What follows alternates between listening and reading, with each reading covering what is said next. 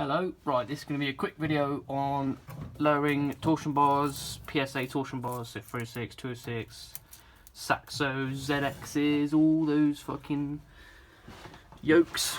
Right, so this side's already semi-apart, this side is not. So the first thing you're going to want to do, jack the back up and take this bolt off of the end here, which holds this shock absorber in. They're usually a bastard, you have to heat the fuck out of it. One thing I do, if I know they're going to not come out, cut the end of the bolt off, and then you've got less thread, and then if that doesn't work, just slice the cunt in half and order another one up. So that'll be the first stage. I'll just do that second. Right, so he's about halfway out now. Usually get to a point where you're undoing the nut on this side, and then the bolt, which is like got a little slot in this side, comes out. It starts fucking spinning. So then trusty adjusty goes on that side. You get a 24mm socket on that side, I believe. And then it gets fucking tight towards the end, which is why I lie down like this. Get your foot up in there, and then you can just fucking sort of plank and pull that out. So yeah, we'll come back when that's done. Right, so that bolt's out there now. Fucking, that's a bastard of a job. Did forget to say, it's handy to put the jack under there, and then take the weight off of the shock. It makes the bolt come out easier, which I fucking forgot, and just beat it out like a knob. But obviously don't want to damage turds on the end because it will never go in again. So once that's done, we're going to get out from under here and attack the plate. So now once you've taken the shock bolt out of that side, you've also got to take that side out, and then they'll kind of be a bit, they'll kind of move around a bit. Next thing is getting the anti-roll bar out, which is always good fun. So there'll be a bolt that'll go through there. There'll be like a plate on here. Where's it to actually? Here it is. There'll be a plate there like that. Bolt through there. 13 comes out, and then you have to find a bolt. Right. There'll be a cap on there. Little cap, little Torx bit. Bolt that will thread in. That's a thread, and it will, as you thread it in, it will push itself off the end of the anti-roll bar. Can't remember what thread it is off the top of my head, but don't fucking force it, because if the threads come out of there, you're a bit fucked. Be careful, put a little grease on the threads. That should come out. And then you're able to take the 13 off of this side on that plate, and then your anti-roll bar will come out like so. Next job's going to be taking these horrible little Torx bits out. Usually they're all full of shit, so you've got to get in there with a pick, clean it right out, make sure your Torx bit seats in there good, and then give her the old pray and twist.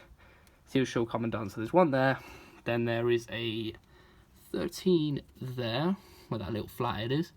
Take it out, and then come round on this side, another Torx bit there, same situation, and then where that little shiny bit is, you'll have a little bit of thread poking out with a 13. Take it off. Now, this is where you can go full, full spec. Take all that shit out of there. This is an offset washer, which means it fits into a little slot.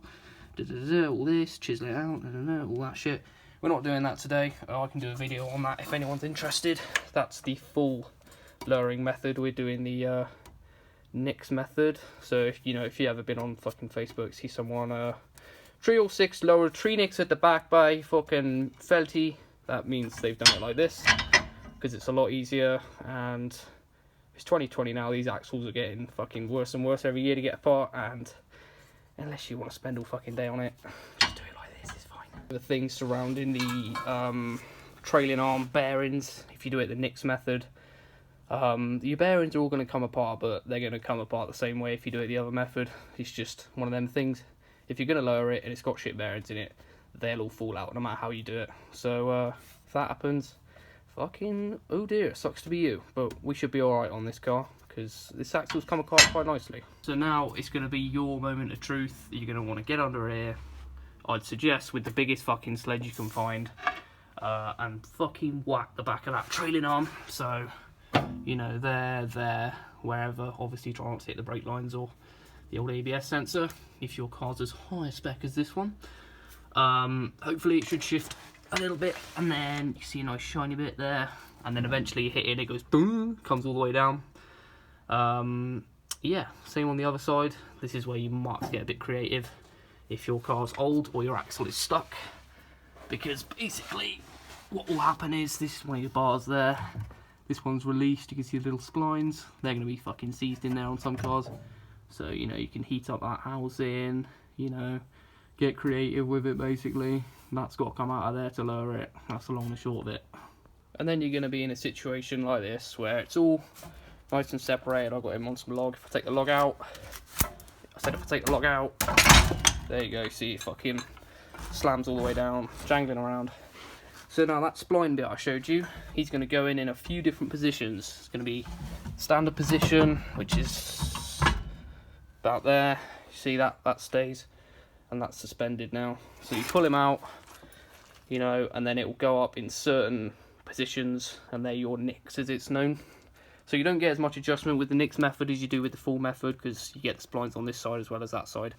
You get a lot more different heights you can set it to, but I mean, fucking it doesn't matter to me. It's just going as low as it'll fucking go on this one, because it's only a shed. So yeah, there's a few different ways to sort of set your height. You can measure it from there to there. You just got to bear in mind that when you lower it down, this is all going to compress and you're going to lose quite a bit. So don't set your height with the weight off it, because then you'll lower it down and you'll lose a fucking 30 mil or however much it is. So just bear that in mind when you're setting your height. And then obviously get under there, sledge the other side out, make sure they match, and set it where you want, get you back in a position, and then we'll reassemble it all. I've got to do that as well because I haven't done the other side yet. So I've got mine sat back in now. You can see she's all the way up. We've also got cut bump stop going on here. When I lower it down, that arm will just come all the way up, sit on the bump stop. That is as physically low as you can get it. Call me an idiot, whatever, it's my fucking car, do what I want with it. Yeah, we'll go on the other side, do that as well. So once you're happy that the height is the same on both sides, you can go start putting them back together. So, Torx bit in there, put it in, anti-roll bar, plate, 13, and then your 13 there, but that's for the other side, so you've got to make sure you've got the other side done first before that one will come through. One thing to check is that, don't know if you can see, you can't see any shiny metal in that seal, because it means that this trailing arm isn't all the way back in. Got to make sure it's seated all the way in before you go bolting it up, because fuck knows what'll happen if you leave it out, but I can't imagine it's very pretty. And then, yeah, get your shock on, we'll go around the other side. That's what I was talking about, shiny metal there. You can see in there, so this side needs banging in a bit more. Right, so once the other side's all back in, you get your Torx bit back in there, same issue, your 13 down there, and then you've got to put the anti-roll bar plate back on. So that involves taking this bolt back out, which can be a little bit of a bastard, but you know, figure it out, and then wacky on like that, and then put your 13 back in. So then, lovely job. Got this pressed all the way back in. Obviously you want to line it up on the splines so that hole lines up. I failed to do so, as you can see, we're a spline out. I had to take it off again, that's alright. Put your little plastic cap back in this side and the other side if you took it out, because that's quite important to keep that tube sealed. E-tight, other side, E-tight, E-tight. And then yeah, just hook these boys back up. When you're dropping it down, just bear in mind it might be worth putting a bit of wood under the wheel, because your jack might not be low profile enough, if you know what I mean. Yeah, I'll do that, and then we'll have we can share the moment of slamming it down and seeing how tucked this bad boy's gonna be. I'd call that a fucking win. I'm pretty sure that is the lowest 306.